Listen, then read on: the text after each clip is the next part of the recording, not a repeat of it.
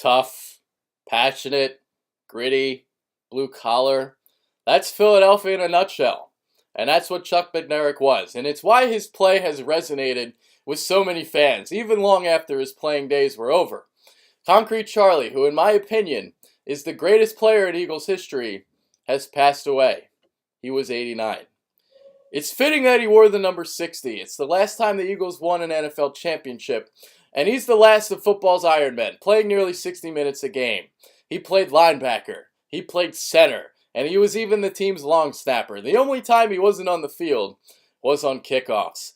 And in that 1960 NFL championship game against the Green Bay Packers, a 35-year-old Bednarik preserved that 17-13 victory after tackling the great Jim Taylor at the 9-yard line on the final play. But Bednarik is most remembered for a hit he had earlier on that season.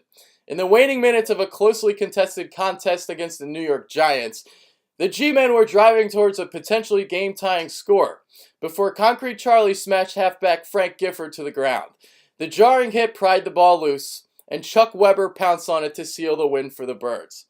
As you can see, this is the iconic image of the hit. This is something I got for Christmas this year, the best gift I received.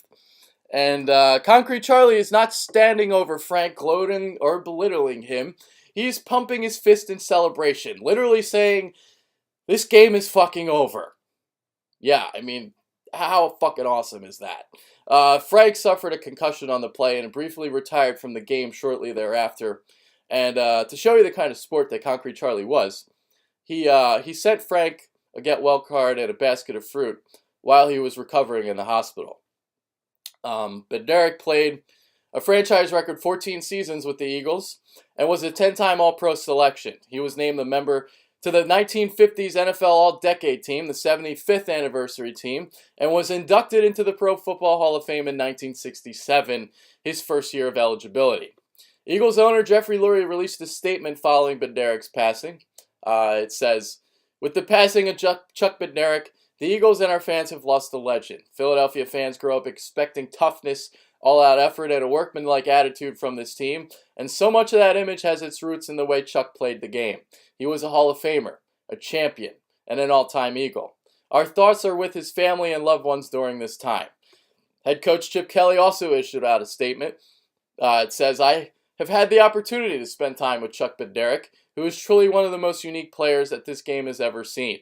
The foundation of this organization and this league is built on the backs of past greats, with Chuck at the forefront. One of the favorite stories that I've heard of Chuck was while he was at Penn. The kicker on the team was having trouble with his craft and worrying about his technique. Bednarik had some very, very simple advice. He said, you know what you do? You run up to it and kick the shit out of it. Seems like some pretty sound advice to me. While Concrete Charlie is known as being the NFL's last Iron Man, some players have been known to play both sides of the ball in recent years, including Deion Sanders, but Chuck declares them all wannabes. Chuck says, Deion is no Iron Man. He doesn't hit anybody. He couldn't even tackle my wife Emma.